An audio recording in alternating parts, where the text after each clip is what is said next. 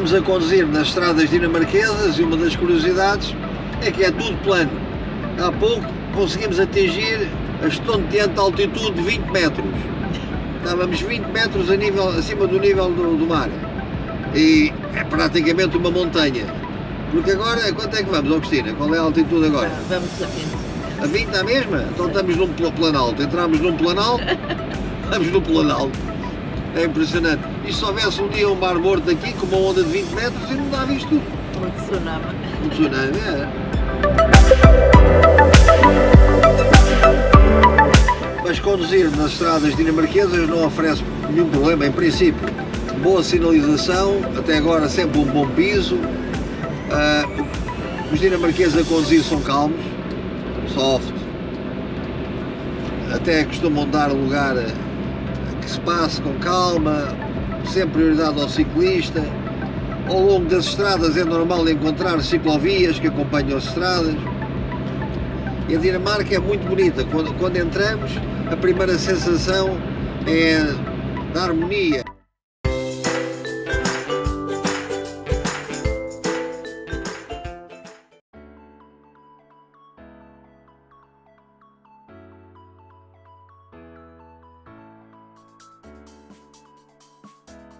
Estamos na segunda maior cidade da Dinamarca, terra de vikings que até nos semáforos aparecem representados. E como o semáforo passou a verde, podemos ir visitar. Não abre. Abriu. Pouco depois, logo à entrada, percebemos que tínhamos entrado numa máquina do tempo. Este é um parque temático que nos vai contar a história da Dinamarca e das suas gentes. Todas as casas que vamos visitar foram recuperadas dos seus sítios originais e para aqui transladadas. Por aqui houve a preocupação de criar ambientes e atividades que nos fazem compreender como terá sido a Dinamarca nos séculos passados. Ao entrarmos nestas casas, vamos compreender como era a vida naquelas épocas.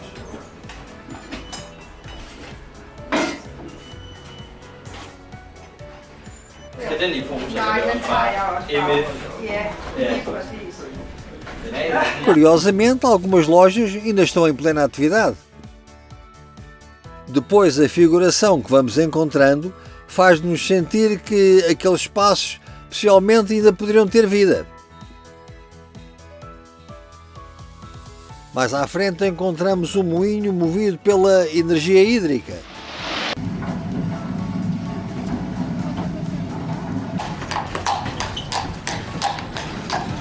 Recuamos ao século XVIII para visitar uma loja que vendia tabacos e depois ficamos a apreciar a técnica deste cortador de lenha.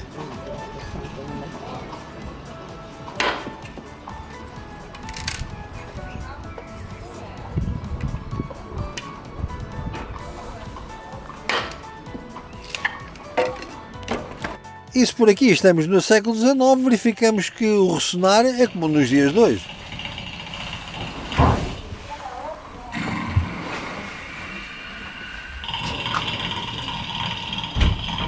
Visitar estes parques é um nunca acabar de experiências. Depois, uma atividade que é muito útil, mas de quem ninguém gosta, a chamada agência funerária, que para além de tratar dos óbitos, também tinha a atividade de carpintaria.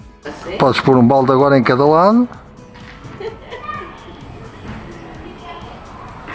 Estás pronto a ir à fonte buscar água.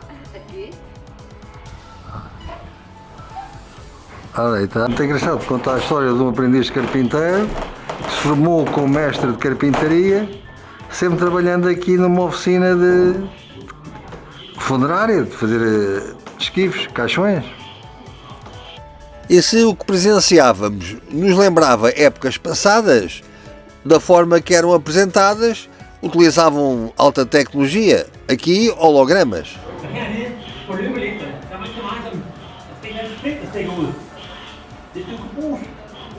A Cristina, para não se ficar atrás, continuava a utilizar o Google Tradutor. Neste museu que temos estado a visitar, que nos lembra os séculos XVII, XVIII, há pormenores muito curiosos. Este aqui é interessantíssimo, que é uma antiga mercearia do século XIX e que durante o dia estes painéis gradeados eram levantados, presos num gancho aqui no teto, e quando terminava o trabalho do dia, fechavam para proteger as mercadorias. É uma coisa única, nunca tinha encontrado nada parecido com isto.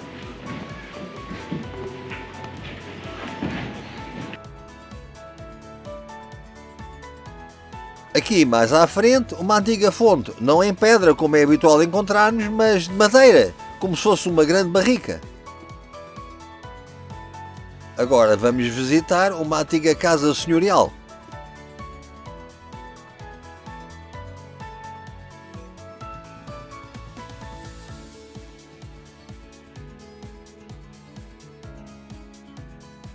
Entramos no edifício, tem um elevador e entramos naquilo que terá sido uma aldeia viking.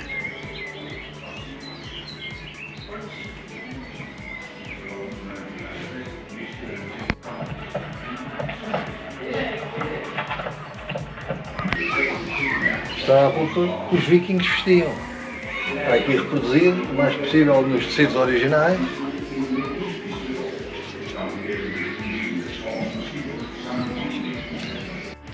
Neste local do parque estamos a visitar uma máquina do tempo.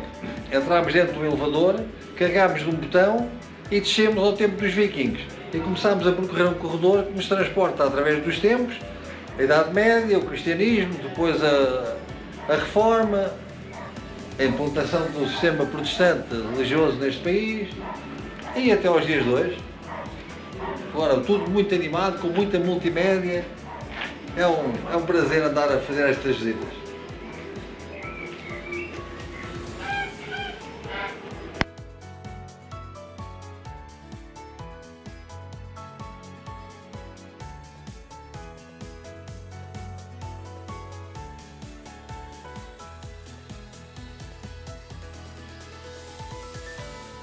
Ao percorrer este parque que nos conta a história da cidade e também da Dinamarca, há algo que me surpreende, que é não terem vergonha da sua história, pelo contrário, afirmam-na, mostram-na e têm orgulho em tudo aquilo que passou, o que é que este povo fez e viveu até aqui. Quando visitamos estes lugares, há sempre uma ilação a tirar. A nossa história, o nosso património cultural, não é algo que nos devemos arrepender. Há que retificar os erros, corrigi-los para o futuro, mas o passou, está arrumado.